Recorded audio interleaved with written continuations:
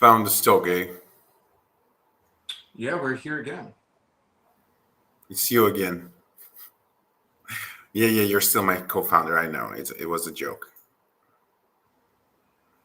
So how are you doing today, Dato? I'm doing just fine, man. Um, this is Founders Talk, and there are actually three founders of this project. One of the founders is that just not really talkative enough to be here, so it's just me and Victor. Yeah, you can find the third founder on GitHub. You can like really dig deep down and find him only that way. Yeah, or you can But read his today interview we're in our going blog. to talk about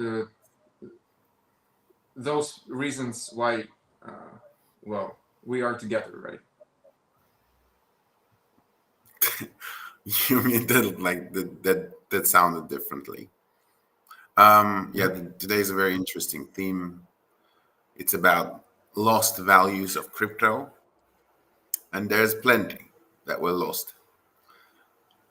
I think let's just give another 2 minutes for some people to join in, and we can probably start the discussion.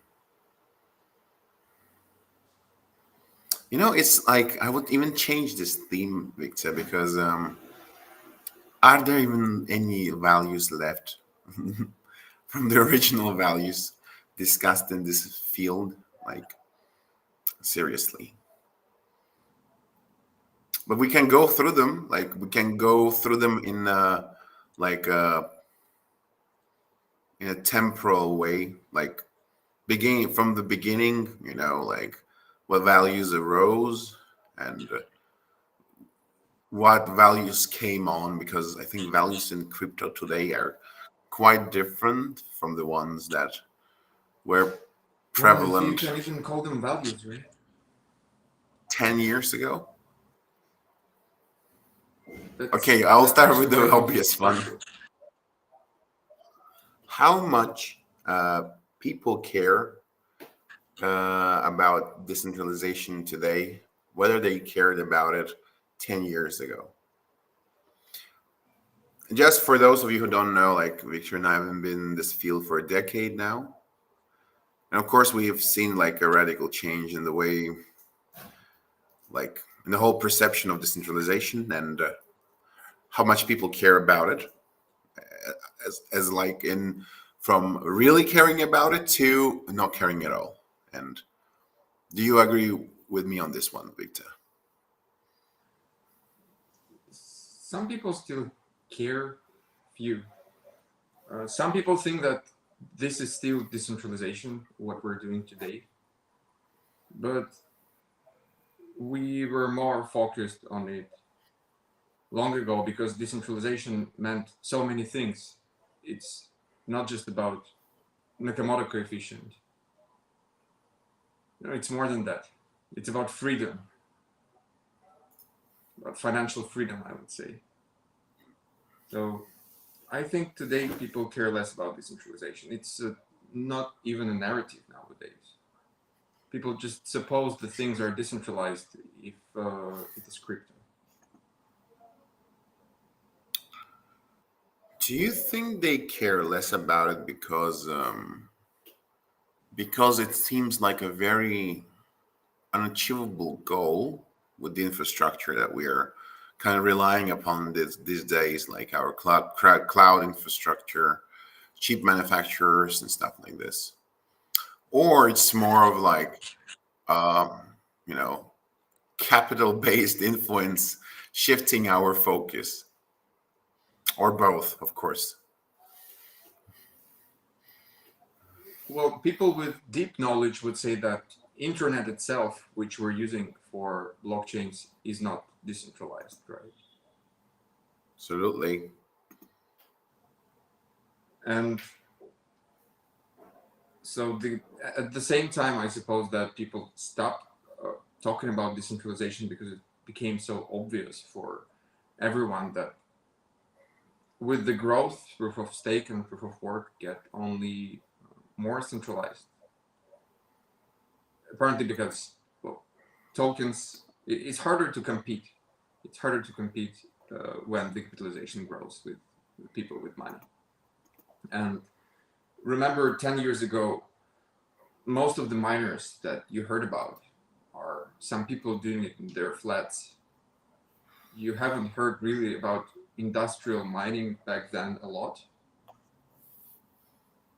And now home miners and even solo stakers is a thing that you don't find nowadays. You can't meet these people in the streets. They're not among your friends anymore, right? But this is how we heard about the crypto more than 10 years ago. There were two things, like the Chinese ban of crypto, after which everybody, like many people heard about it. And at the same time, you're always hearing, oh, I have my friend, he has a sauna at home because he's running these mining rigs and mining Bitcoin. Then you're trying to find ways to get the cheapest electricity in your neighborhood or town in order to start doing the same. And that's how people started hearing it, right? I mean, we kind of like we really lost that community, like people coming in nowadays. Looking at the crypto community right now, it's all about gains, stonks, NFTs, and whatnot, some bullshit, PND schemes. But that's the usual stuff. But like a decade ago, it was quite a different community. It was completely like surrounded by mining, of course, because POS was not a thing, and you would find a lot of people like building their own mining rigs, building like different stuff. You could go and chat about it. Like that's how you actually form a community, to a forum or some server that you can share your knowledge about how to run a proper rig, how to build a more efficient one.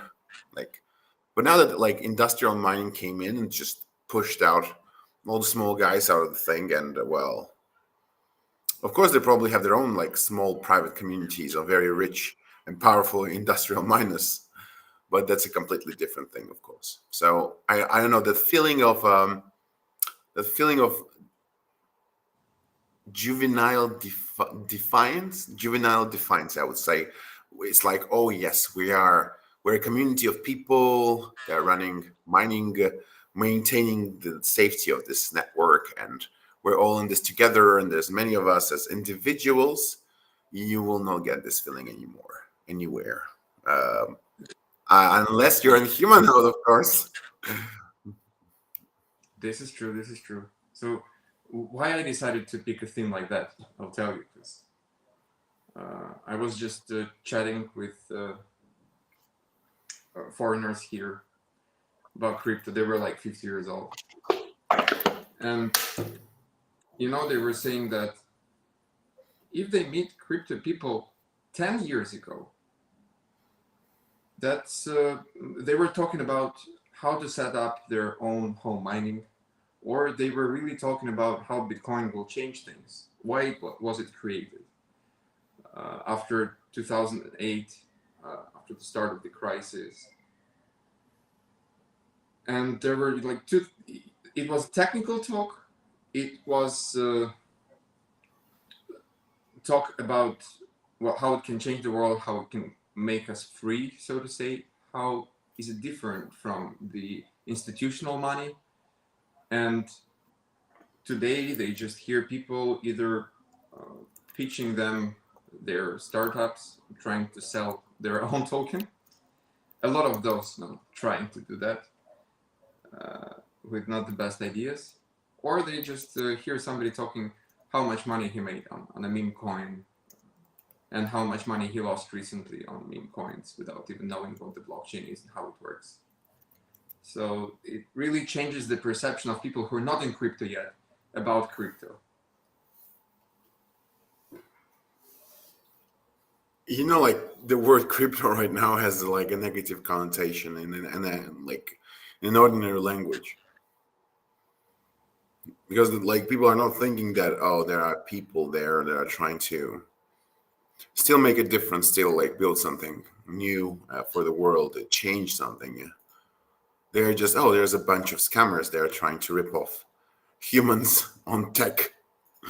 And I would say there's like loss of values in a linguistical connotation. Like you would say something is in crypto, like, oh, it's avant-garde, it's more developed, it's something new, it has a lot of potential, like 10 years ago.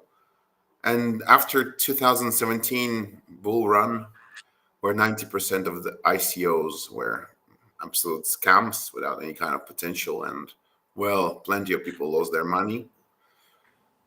Negative connotation is all we got. Nobody thinks about like standing against oppression or standing against tyrants and standing against traditional financial systems. No, everyone's like, oh, it's a bunch of NFT dudes and some scams and influencers trying to rip off ordinary humans. So that's a loss of value there, I would say.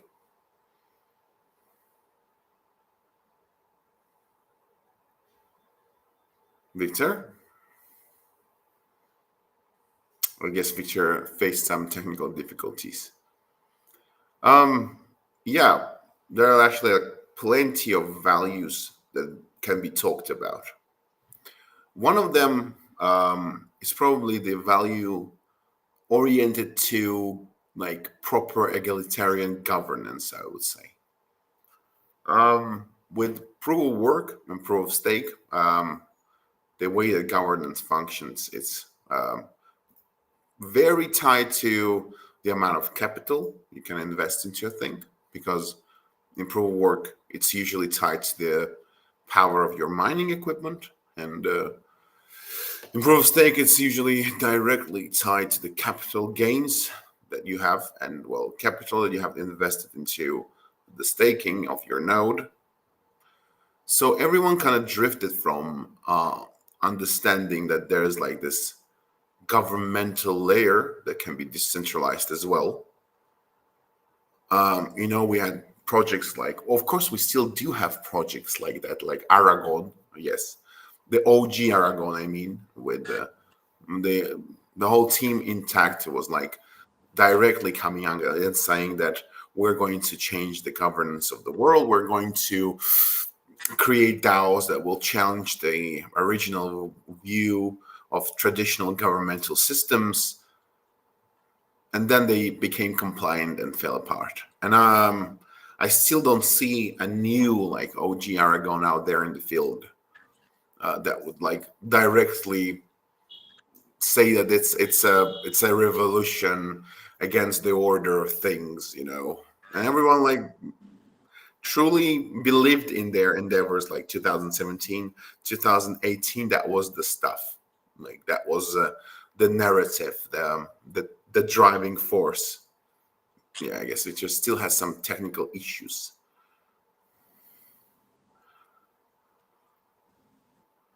Or you don't, Victor? I think can you hear me actually, Dato? I guess he does. I'm losing connection. Yes, you were losing connection.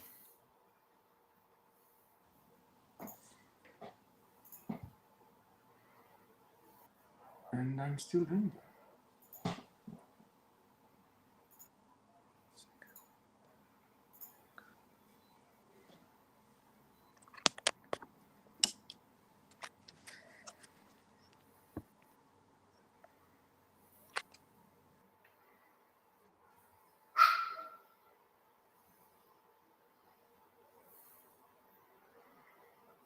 No. Well, I guess I'm going solo today. The shift in governance that I was talking about happened because of the regulation. And that's, I think, I wouldn't say that regulation is a loss of values as a sort of thing, but I guess the regulation that came to, Victor, are you back? Yeah, I just switched to another internet. Nice.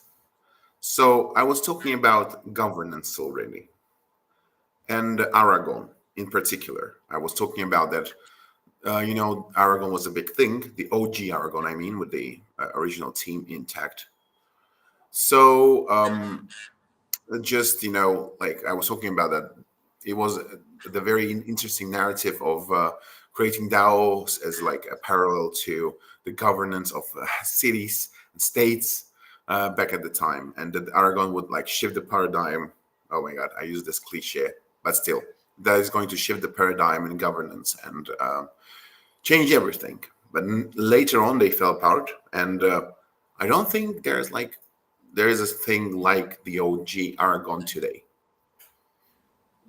I think now there is not a bad new movement, which is a network state,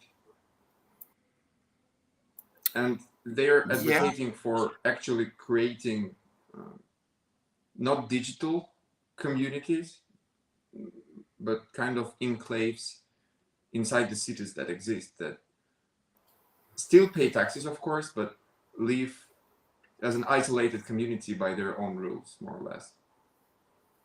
And they are now experimenting with cities all over the world. We were actually invited to one, but we have too much work to do. And I mean, it's kind of still ongoing, this thing with the DAOs. The only thing that I think that, of course, Aragon lost because due to token weighted voting. I mean, that's my position here. Because quickly, once Aragon went live and it became one of the top crypto, at least like top 200, people started to feel, hey, there is actually money here, not just an idea, right? And we've seen, as you said, the change of the leadership in Aragon, and it completely changed. It became more like software for capital-based DAOs, which just mimic DAOs, but in fact, it's a way to have the same almost equity structure. So, but I if you still have a see some capital new things based coming up in something governance. where you're authorizing things based on capital, you don't need blockchain. That's my point. Okay, you don't need it. You don't like if you can organize stuff and sign it with like with a signature from a signing organ where you did like decide where power lies based on capital, you don't need blockchain. Like you can use it. Any ordinary system is going to be much more efficient, faster, reliant. You don't have to trade security for liveness or nothing. Like everything is fine. But yeah, Aragon became like a proprietary, commercially owned company with usual hierarchy of managers, and yuck, just disgusting, I would say. From like a downfall of a trailblazer uh, company that was like saying we're gonna make proper democracy and egalitarian governance a mainstream thing in the world. And when it happened, nobody like really gave much thought to it because it was already a very powerful capital wave coming into crypto and well, just taking everything by. Um, Aragon, I was Aragon all is pretty, it became pretty sophisticated software, but you see, for people to mimic DAOs, they found out they don't even need Aragon, so it went down to Snapshot. Now we just have Snapshot. snapshot. Yes, we do have it. How mainstream is it though? No, Is it sorry. in any like talks with any governments, Of course not. any international organizations adopting snapshot? I don't think so. That's the reason. And I was like already switching from the governance theme to the theme about regulation, and that regulation actually killed a lot of values in crypto, I would say. Yeah, I wanted to talk about, because 10 years ago, back then, crypto was considered like, but Bitcoin. Okay, let's talk about it. There was pretty much nothing else. Bitcoin was considered like not anti-political, but out of political stuff, asset. Anything bad happening in the world would somehow give value to Bitcoin because of its position outside the politics. and Bitcoin was held by people who were not connected with the current power structure of the traditional world as well. And now what? All the news you see, half of the news you see, not all of them, okay, half of them are about fundraisers and speculation. Half of them are about, oh, how great we're getting a new ETF.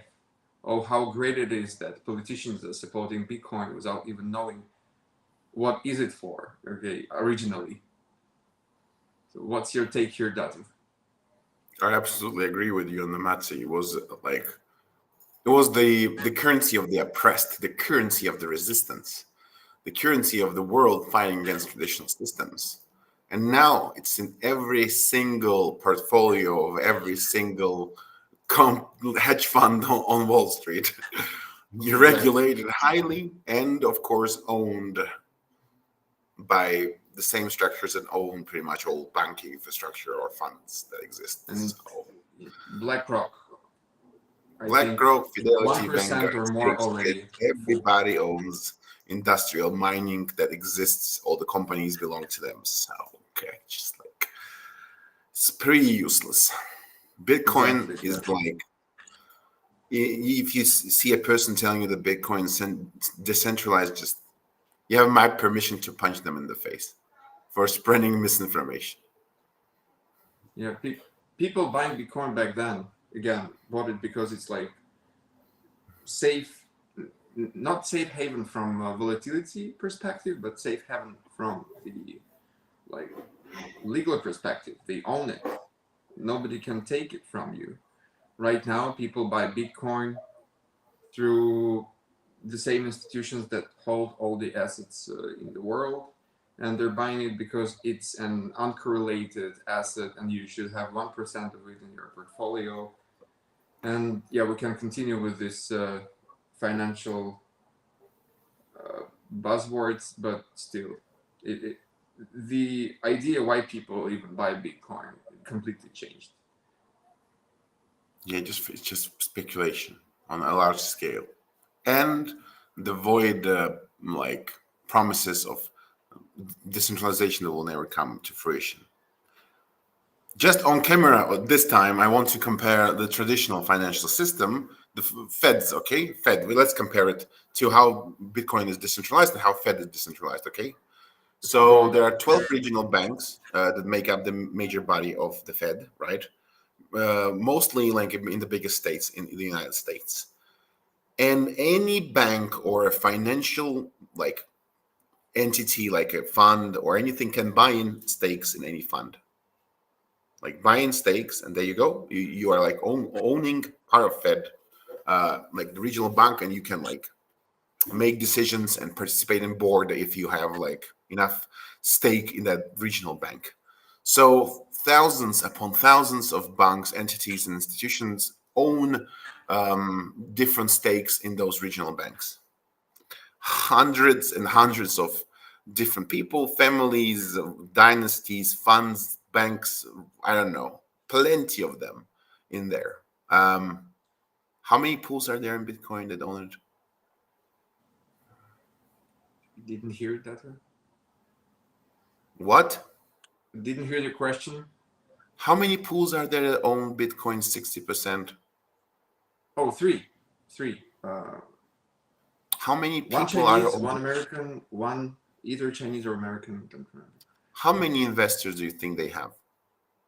Those pools. I think they are pretty okay on their own, so they should be pretty centralized. They are earning a lot of money, and they did have a lot of capital to start it in the first place.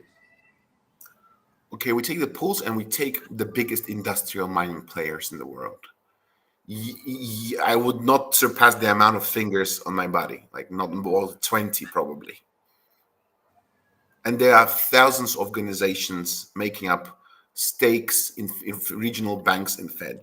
Okay, boards and committees, CFT, and a board of governors, like are only the top of this whole organization. As I mentioned before, 12 regional banks and thousands entities buying stake in it. So what is more decentralized, Fed or Bitcoin? That's a good question, because the first ones are also influenced by probably the same people. Yes. So if you have an But industrial we still miners, think about it, okay? That's already the point. We still think about it, what is more decentralized, because we don't know the answer. the- really, like we have the biggest industrial miners in Bitcoin. They're all financed and owned by BlackRock, Fidelity, Vanguard, and State Street. Mostly State Street. The same guys that own most of the banks invested into the regional funds in regional banks of Fed. So, like, if you trace the money and ownership, it's like the same guys owning Bitcoin infrastructure right now. That's the same guys that own like Fed and their regional banks.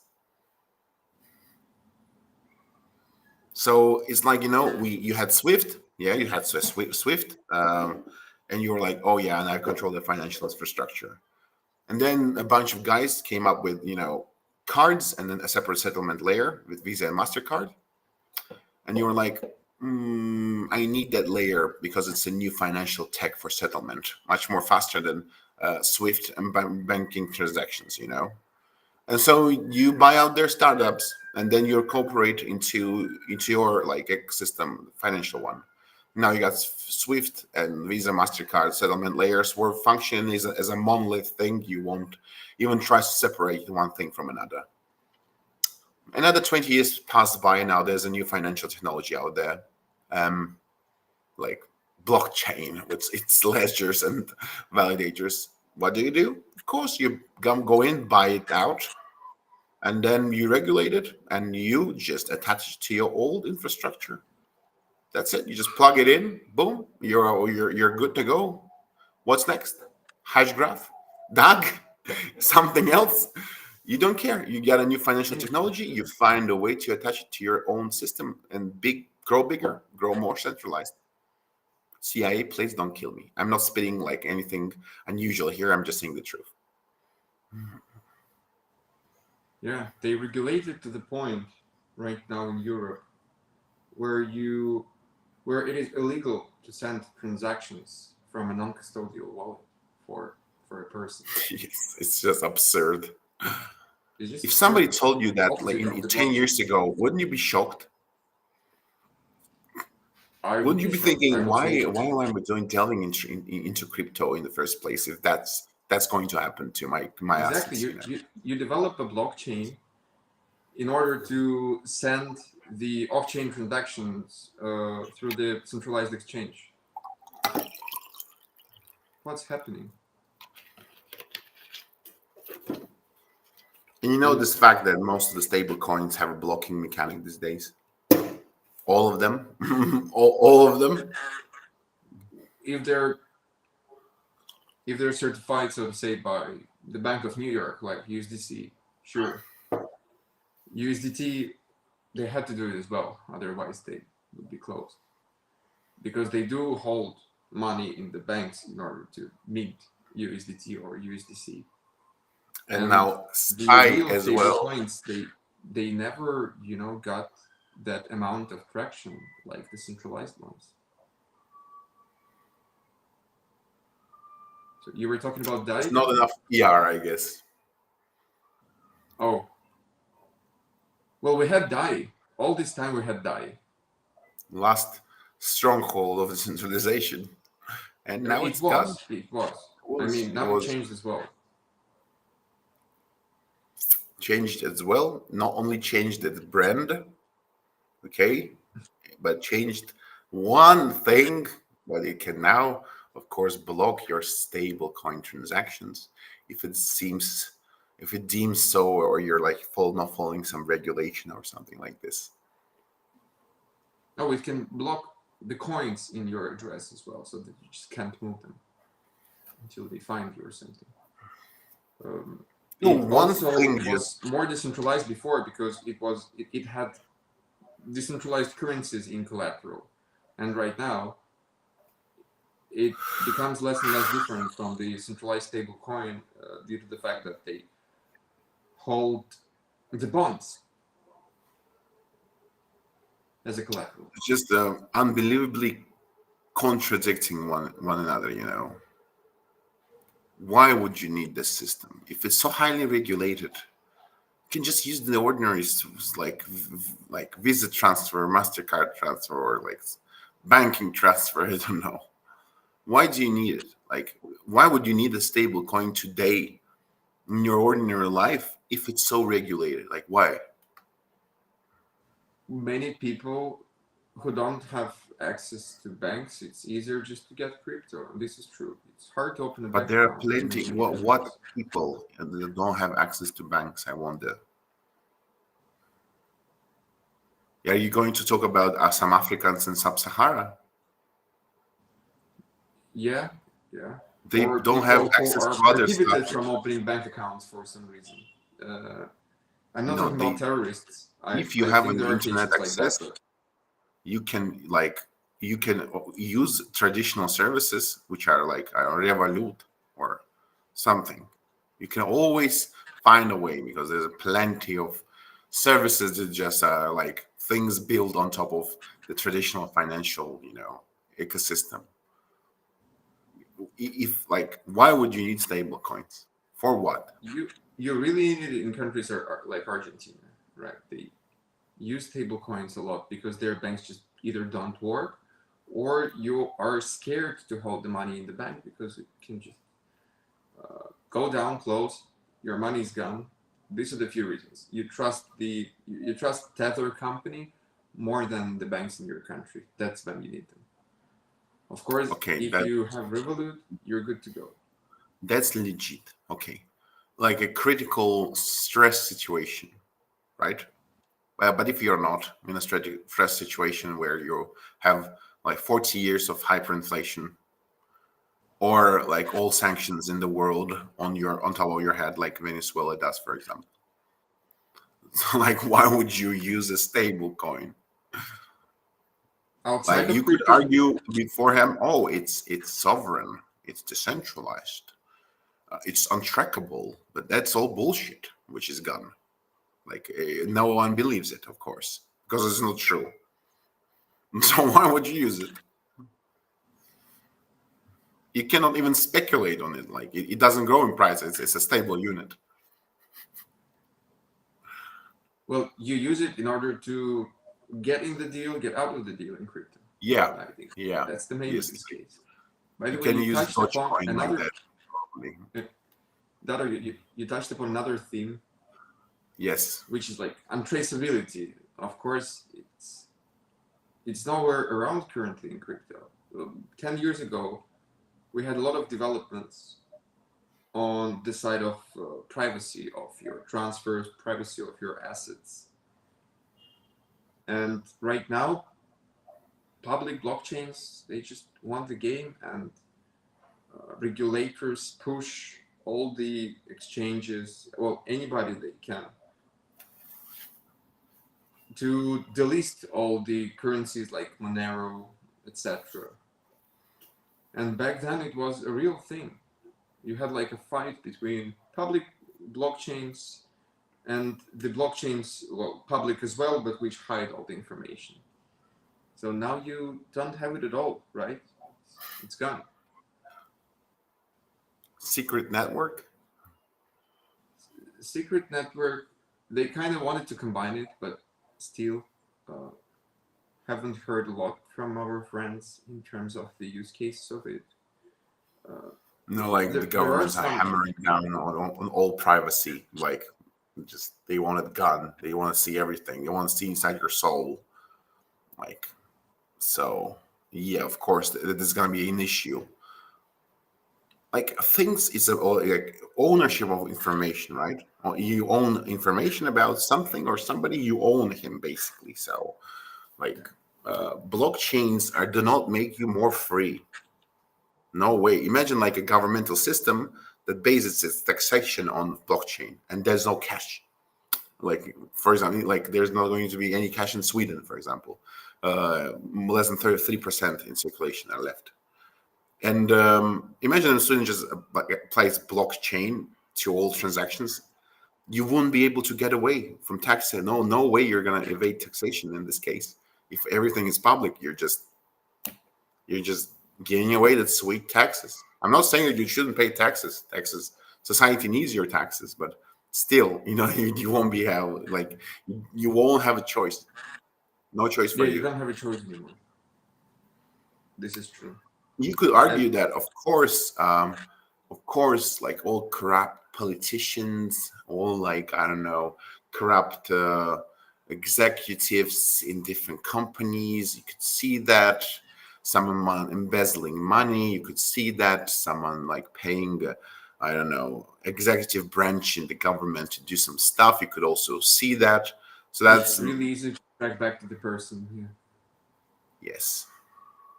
But what if your government is autocratic and not democratic? Hmm? They just come and take it without asking you, without you The, doing anything bad. That's what happening.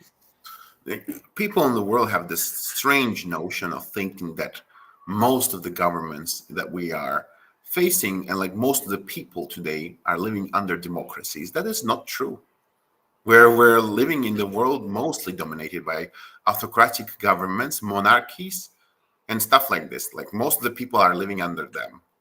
So do you need a CCP owned blockchain without any cash and like a credit score system for citizens? That's like an ultimate tool of financial ownership of your soul. Block anywhere you want. We won't be able to escape it. No privacy at all. Nice. Okay, that sounds really frustrating already. It Can we sounds talk about pretty something good? goddamn sad in 2024. Hopefully, I hope. No, I'm just not a bad person. I just think that Satoshi Nakamoto is gone from this world, like dead.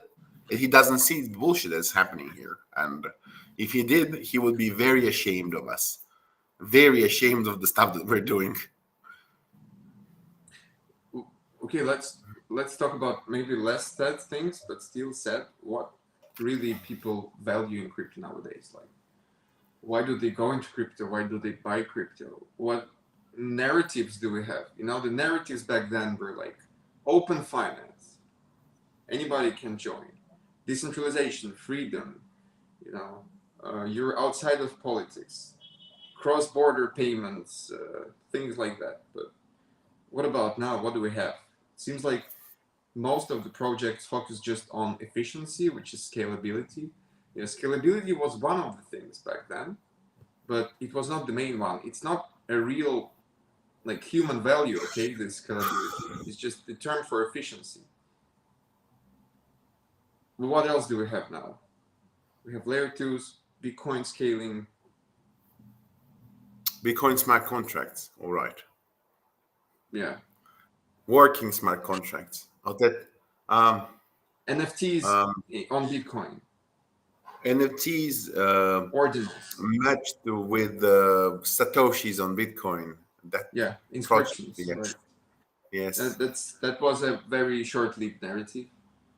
Okay, It's we're like, having chain abstraction. What is chain abstraction? It's oh yeah, that's the improvement of thing. UX. That's it. Mm, Well, it's not an easy technology, but still, it's just we got efficiency improvement. It's not a real value. Nobody cares about the values, pretty much. we got like interoperability projects like hitting that like critical point where they turn into like proper big ecosystems. You know, like XLR, for example, like a very good example. Like you plug in there and can like changes the universe you're living in if you're a chain, like completely different. It's like interoperability is not a narrative anymore. It's just a necessity. It's a reality that you're facing. It's like It's a reality. out of a Yes, it's question like thing that you necessarily have to have compared to like 10 years ago. Oh, we're not connected to anybody. That's cool. We're on our own. You can just exchange our token somewhere. It's and today you have like cross-chain messaging protocols, different variety, and like the ways you can connect a bridge two networks together, infinite amounts of ways to do it. Yeah, I would say Ah, another. parallel, EVM parallelization. Okay, that's optimization of TPS, right? Yes. Back then, people talked about TPS a little bit, but now it's all about TPS, which is, I think that our blockchains combined have more TPS than there are transactions in the world. Yes. Yes, that's like, that's true. And another value, I think, which is the real human value, right? We're not talking about just some efficiencies, uh, which is mostly right now in the consumer applications, Web3 games, uh, move to earn, things that really gain traction and have hundreds of thousands of users daily. The only value they kind of bring from the Web3 and crypto to their users is not exactly speculation, but another part of the coin, so to say, it's expectation of reward. Still, still, we're only talking about capital values and that, but nothing else. What, like, okay, if we compare it to 2012, I would say that now we have a more like traditional type of companies here, mostly oriented at like income, like maximize your income stuff. And like before 2014, it was like make something new and income. What is that? That's like, oh, I create something new. There's a token. That's my income. Now it's like, oh, I need traction. I need like all those Safo, DAO is like all the ordinary stuff. Like maybe that affected like industry the most, like convergence of ordinary managers from other IT spheres to crypto and bringing in their experience of maximizing income and orienting their whole processes and structures, strategies on that. Probably that Yeah, influenced a they're lot. focusing more on KPIs now than kind of the things they want to change. But that's also Hmm. good in one sense, because it's easy to do the cheap talk when you're everybody's talking just about values, but then it's hard for the users or investors to understand what's scam and what's not, you see. And now you can prove it with the tech first, you can prove it with the numbers that, well, this thing really has users. But while this transition happened, everybody forgot about why we're doing all this. Well, I don't know about that. With the amount of meme coins still being released into this world every week. This is true. Oh, these are meme coins, right? So, kind of most of the scams, they are not now pretending to be highly technological projects. They're just saying that they are a chicken with the smoking fish as a head, and that's okay. I mean, that's okay because they do not pretend to be revolutionary. They admit they are just nuts or something. Do you remember you told me, like, I think it was 2016, you told me that until we have a meme coin in top 50, we are on an underdeveloped market, that it's in the Yes. like it's infancy. Um, and I was like, yeah, I mean, hopefully in like 8 years or 6 years, after several waves of bears and bulls, we're going to see all meme coins gone from at least top 100. And then we can Yeah. consider it to be a mature market. Well, And what happened?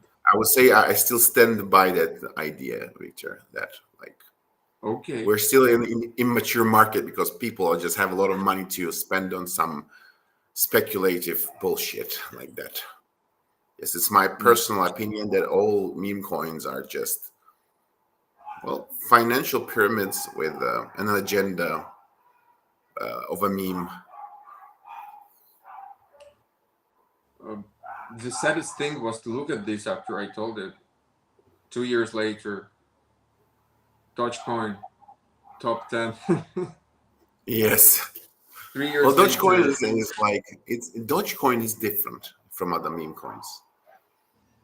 It's different in the sense that it's like the first one. That's its difference, and it's OG, and it had like, okay, its founder just left the project well, and the sold all. founder has I no guess Dogecoin, which is good.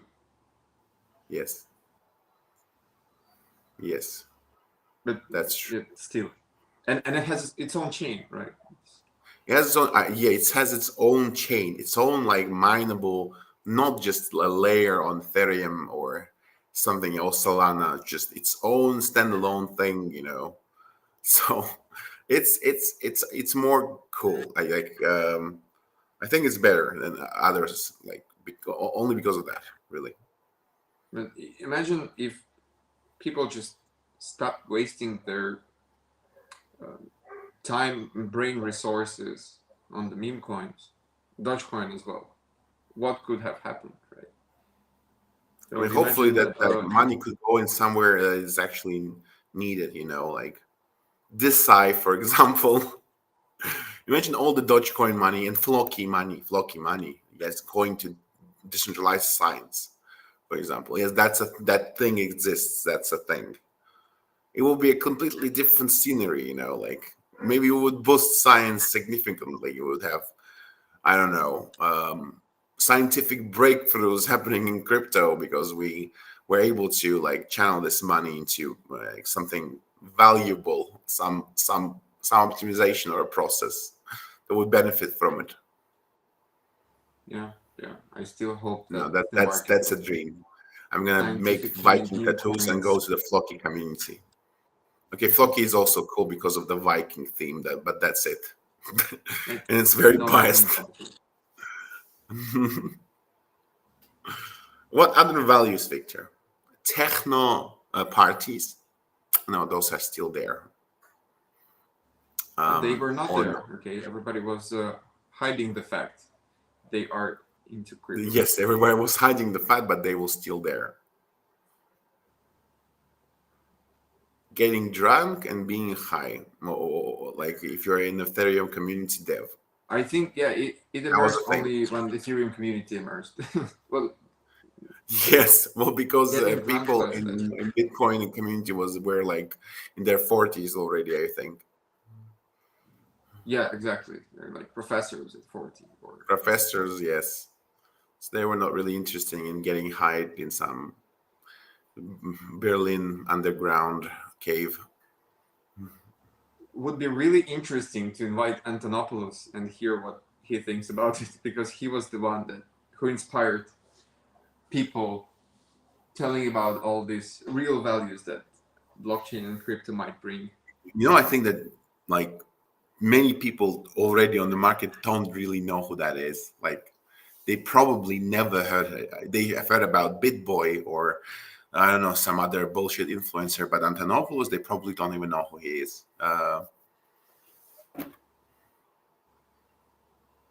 So He has yeah, a nice book. You could still read it. Very inspiring videos, especially if very you're new to inspiring. crypto. Yeah, It's back in the day, it was like a trailblazing thing. Of course, like knowledge sharing was quite good. no, it's harder, much harder to get inspired by people like Vitalik, because Vitalik is talking more about how can we do things more efficiently, I would say, in terms of automating things with smart contracts, things like that. While Antonopoulos was talking about changing how the financial system works. Yeah. What are values, guys? Like, if somebody's watching this, can you think of something? What are we missing here? Did we Or miss just tell us anything? why you entered into crypto besides speculation. Yeah, or because of speculation, you can also tell us that, and we will tell you to go educate yourself a little bit.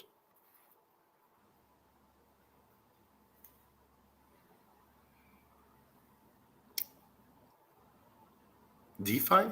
Did it change? It changed. DeFi, yeah, DeFi is more specialized thing. It's also very hard to explain to people how it actually works I because know, I remembered what changed, Victor. Synthetic essence. Yeah, like yeah, it this was not like that discourse. before that. True, true. Remember the discourse back in the day that, oh, this is crypto. All coins here are like legit. They are real Yes, banknotes on chain.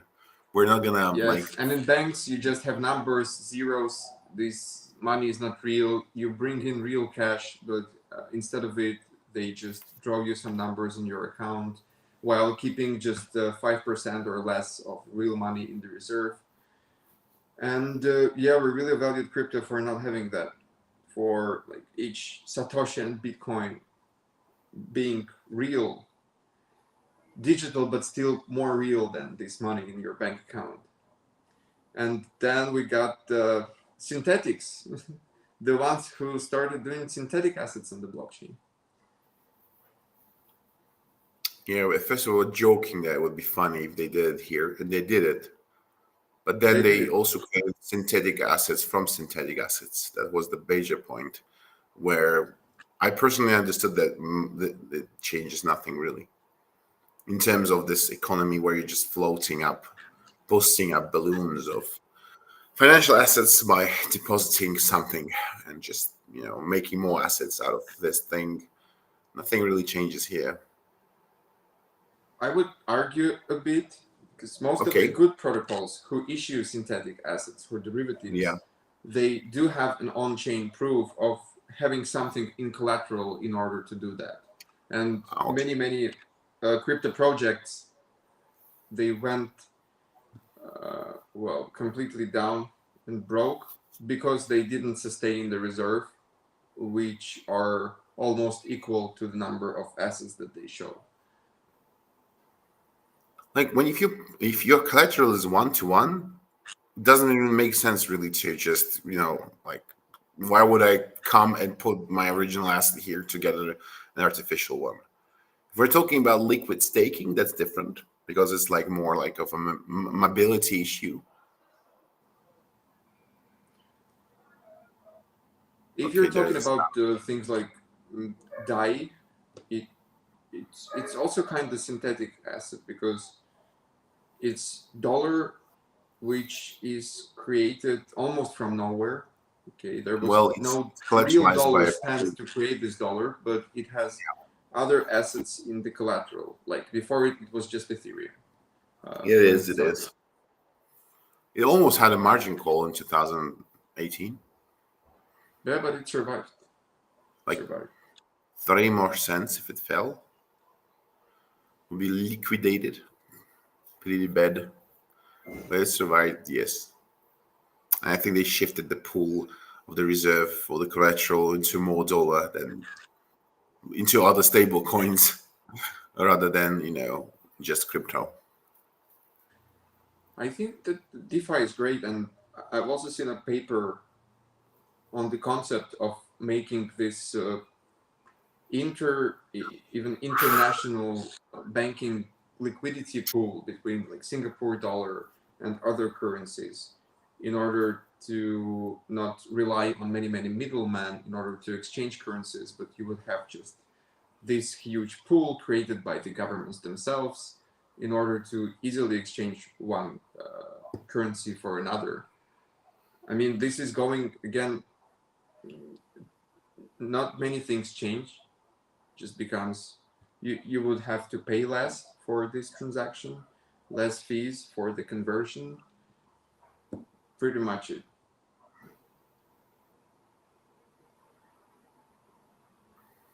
Well, I still struggle to find any meaning of DeFi nowadays besides speculation. It's good to have a system if the governance of it is decentralized, which you Okay, can don't don't borrow don't from. get me started on that one. It's like, Okay, yeah. where is it decentralized? Where? Even we're not there yet. It's a We are different not question, there yet. but we'll get there. We will. So I really like DeFi in the sense that you are not borrowing from somebody, but you're borrowing from a system which is independent from the bank itself.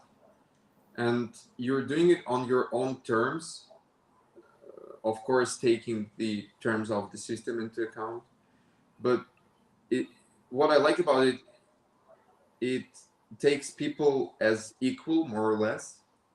We've heard about a lot of stories in US where you're a millionaire and you're a friend of a banker and you get a discounted interest rate on the loan. This is something that will not happen in DeFi because you don't have a banker who can just put a discount on your paper. It's like you mentioned, like, well, you still borrow from somebody, and you borrow with a higher collateral True. than the Parity bank. zero, right? Well, yes, and the reputation system that you're building, it's not global. Like that's the thing. Like now in the traditional system, you take a loan in Kyrgyzstan, you pay for it, and then you come to, I don't know, Seattle, and you take a loan there, and they're gonna see, oh, he paid the loan back to Bank of Kyrgyzstan, and he did it on time, and he didn't, basically he did everything on schedule, so everything was fine. But you have like 20 different platforms in crypto that have different collateral systems and different reputation systems. Good luck with that, because you're going to be in like different banks of information everywhere, and they have different approaches to formulating your reputation, and you need more collateral to take the money. Yeah, In that sense, when yeah. I talk about this like this, I've been talking about how bad crypto is for an hour. But guys, actually, that I think there's a lot of potential in what we're doing here. It's not like I don't think it's all bad. No, I'm not a pessimist. There's just a lot of things that we have to still do, and this industry is not concentrating on it at all. It's just concentrating on some useless pro capital oriented income based bullshit that doesn't help us to progress. Yeah. Don't focus just on increasing TPS, things like that. It it will change nothing. Yeah, just gathering up and discussing fucking roll ups. Okay? Go and decentralize your goddamn governance. Go and do it. Do it now. Not in 10 years. Do it right now. Like everything you're doing else is useless if you're not decentralized in that sense. Why are you even doing this? Just go to your local bank and open an account there. It's going to be much easier with everything. And you can lose your private key and send some bullshit transactions to somebody. They'll revert it. My God, makes me Now, angry. everybody, it feels now to me, I feel the parallel. Everyone hates SEC in crypto because it is going hard on crypto. And it always felt like they're going hard on crypto and they're putting it in the spotlight in order to shift the attention away from the problems in the like traditional equity companies, banks, whatever, right? Just hiding their problems behind the crypto being very bad. Oh my Mhm. god, when Yeah. it's even not bad at all. And here you have almost the same situation. You're talking about the decentralization of layer twos, rollups, which now are really centralized. This is true because they practically have a multi-sig on all the assets, all the billions held in these layer twos. But it shifts the attention away from the fact that our base layers are not okay. Well, they are okay at this level when nobody cares about attacking them because also the people who own them they don't want to attack them. Well, it's obvious. but still, it sounds like almost the same trick out there. Well, we're a bit over 1 hour, Victor, and Oh, really? I think, Didn't even notice it. yeah. I mean, if there are any questions that you guys want to ask, please go ahead. If you don't have any questions, I gotta go, and Victor does as well. We got a lot of work to do. A lot of exciting, for me at least, things coming up soon, public. Don't spoil it. Okay, No spoil it a spoilers for little bit. today. Sorry for that, and thanks everybody You can for spoil it just a little bit, just like a small, tiny, Okay, itsy just bitsy. I you don't can know even spoil how it, to but do really a it. little bit, please. It is recorded. Yeah, it is. I think by talking about spoiling something, we're already kind of spoiling it, so we can stop here. It's like an announcement of the announcement. Very bad. Yes. Uh, I hate those. Okay, I guess there are no questions. Everything is agreeing with the forgotten values of crypto. And I was just going to end this by saying that they are not forgotten because we are still here and we remember them fine. And there are people out there who are not like thinking about their incomes more than things they're trying to develop and really change something. Okay, there is a question which I think is addressed to you.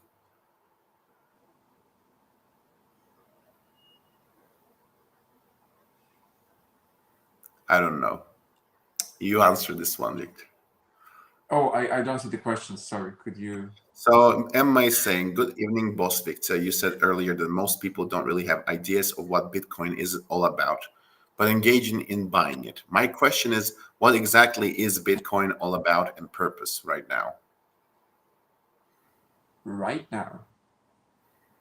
That's a good question. So, again, let's reiterate. Back then, Bitcoin was about financial freedom, having the asset which is not controlled by any country, any bank. It's and away from politics, and well, you can live a free life with Bitcoin. Nobody can take it from you.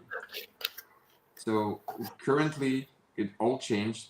What is it now? Well, right now you have Bitcoin ETFs, spot ETFs, which means that this Bitcoin is now acquired by big financial institutions, even pension funds, which are using the money of people or all over the world without them knowing it, and they are held by these financial institutions.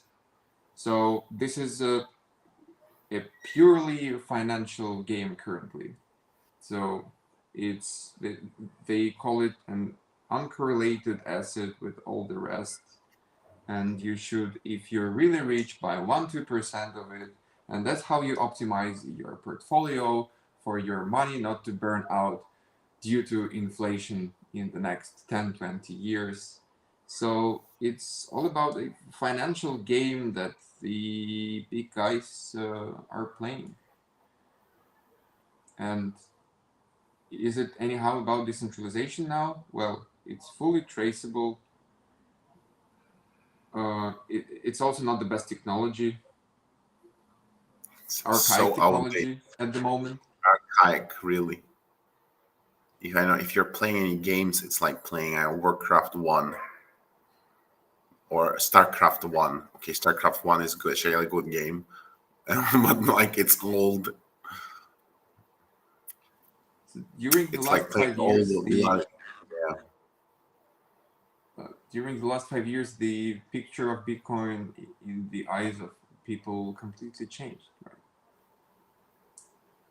Well, there are normies who probably don't really know what's happening there and don't really care, but people in the They don't industry, really care about Bitcoin anymore. I mean, normies or hamsters, whatever, they don't really think about Bitcoin. They're now looking at new, shiny, and even more understandable things.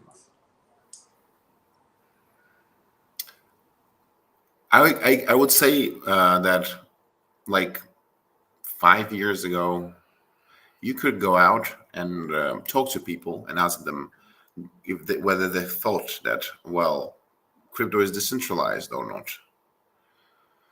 And I think like 90% would tell you yes. And only like maybe 10% would tell you, oh, there are like layers, like computation layer, like problems at the gossip layer. There are problems in the consensus. There are problems in the cloud infrastructure. But like, the major consensus was that, yes, this is a decentralized thing.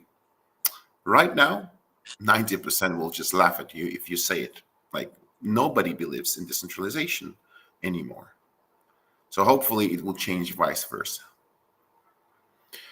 Okay, guys, I got a scrum. Thank you very much for your time, and see you on the next Founders Talk. Good luck.